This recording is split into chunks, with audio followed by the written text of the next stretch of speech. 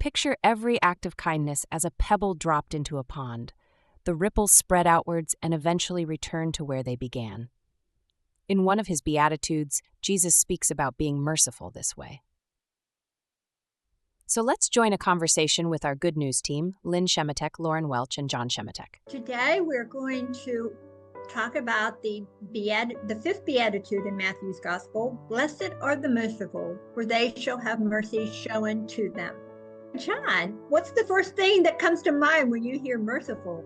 The first thing that comes to mind when I hear merciful is that maybe I've done something wrong. And maybe somebody has been kind to me about that.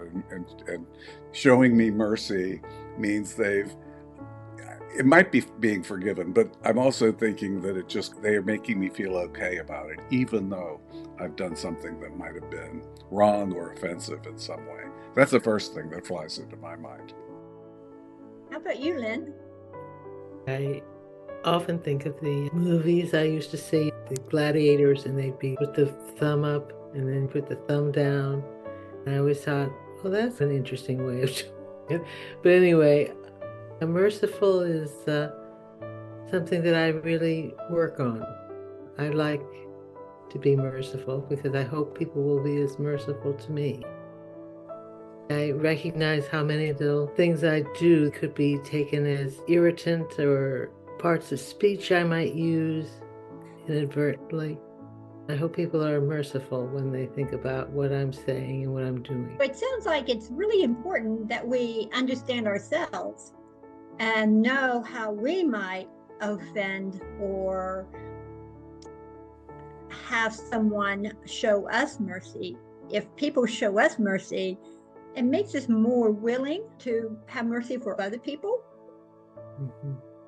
A lot of times when I've done a small act of kindness, like letting a car get in ahead of me or someone with their shopping cart get into the cashier, I think I'll let them in. I sometimes think maybe someone will let me in the next time. Maybe someone will be kind to me because I've shown this little act of kindness to someone else. The disciples had a hard time figuring out how many times they needed to be merciful. In the Gospels, Peter asked Jesus, how many times do I have to forgive my brother? 7 times? And Jesus seems to say a lot more than that. And even our enemies, even people that we really don't like. And that's when it gets harder, I think. How do we begin to have mercy towards people who do horrendous things? But how do we begin to have mercy with people who we just don't understand? That's a great question. I think that's very difficult because you're dealing with the fear of the unknown. We don't know the person, we don't understand. This is terrible, this person's done this, and it's awful. It's very hard to get around that. You have to realize that they're all human beings, they're all children of God. Maybe they have a problem and they just can't express it. So that's a very difficult thing to do. Yeah, I absolutely agree. It's difficult to do. I'm wondering whether the first step might be having the intention.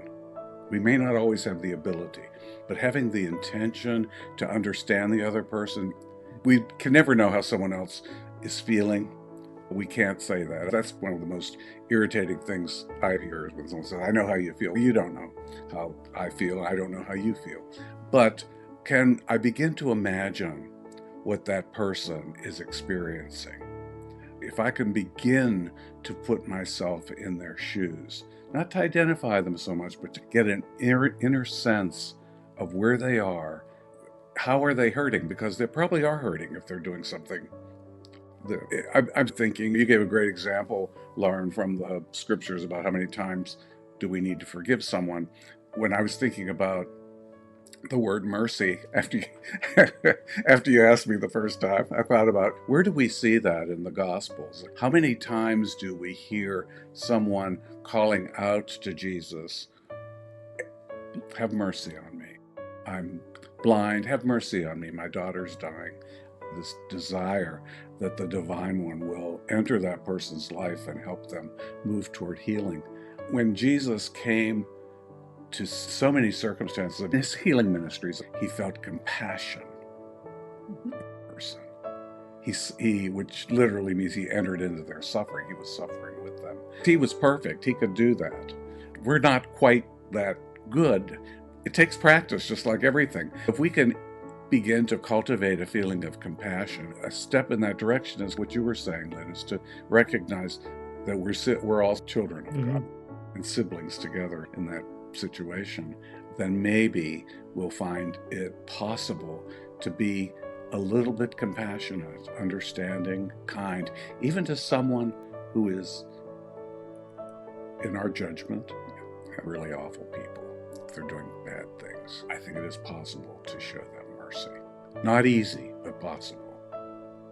I agree with you, Jon. Along with what you're saying about putting ourselves in their shoes, we can get to know them a little better by asking where they're hurting, what is most important to them, getting to know about their family, their circumstances. If we start by getting to know them, then I think compassion comes a little easier sometimes. If we begin to talk about things we have in common, we may develop a relationship. In relationship, you can show mercy. We might be able to show mercy more often if we're in relationship with people. Jesus actually got to know people pretty quickly. The centurion who came to him, he saw him for who he was. It's being present to that person. And that's hard when you don't like someone. When you like someone, it's not so hard. But when you don't like someone, it's hard to be present. I often have thought of Jesus as having the most highly developed sense of intuition of any human being that's ever walked on this earth. He would ask people what they needed, but he knew in his heart what they needed. So I think that he's a pretty good example for us in terms of what we can do to be merciful to others. He was merciful from the cross. Yes. From the beginning, throughout all of his ministry, he was merciful to people by loving them. And I think because of his great love for the divine, and if we understand how much the divine loves us, then we can extend that and know that the divine loves other people.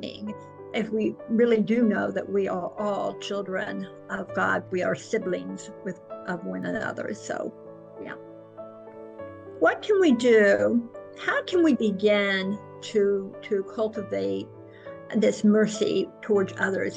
What are small things that we can do with someone that we haven't seen for a while, or someone that has a need that we could fulfill? What are some small things we can do?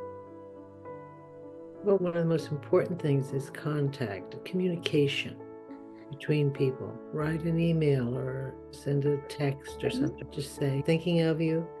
Because I've gotten notes like that. Thinking of you and I hope you're doing well. It's really simple, but very powerful. Anything else? I agree with what Lynn just said, because reaching out to people is a great first step. The other thing we could do is when we meet someone and ask, how are you? To look interested in knowing the answers, rather than just saying, hi, how you doing? And hoping people say fine and move on. If you really look open to hear, how are they truly? Just like we did a few minutes ago before we were on camera. Really seriously interested in the other. I think that's the whole secret of mercy and being merciful, is having an interest, and then go beyond interest to love eventually. But let's say having at least an interest in the other, someone who is not you, someone perhaps who's estranged from you, or just someone you've lost track of over time. So I think making contact is good. We have these opportunities in casual encounters with people, surprising opportunities to really connect with them and to find out, how are they doing? how often is it that if you feel listened to, you feel so much better? You feel like you're taking a step toward being healed. I think listening to other people is probably the greatest gift we can give them. We can listen them into being the person that they are to become. Deep listening is one of the things that I think is a gift that we all can give, and we can give it freely. I think for our viewers and listeners, I'm wondering what you think the word mercy means. I'm wondering if you can think of times in your own life where you have shown mercy or have mercy shown to you in something big or something very small. And what can you do today to show mercy to another? I want to thank everyone for being with us in this conversation. Take care. Peace and blessings. This episode on the Beatitudes has been brought to you by Listening for Clues. You can find us at our website, listeningforclues.com, on our YouTube channel, or on just about any audio podcast channel. Hope to see you soon.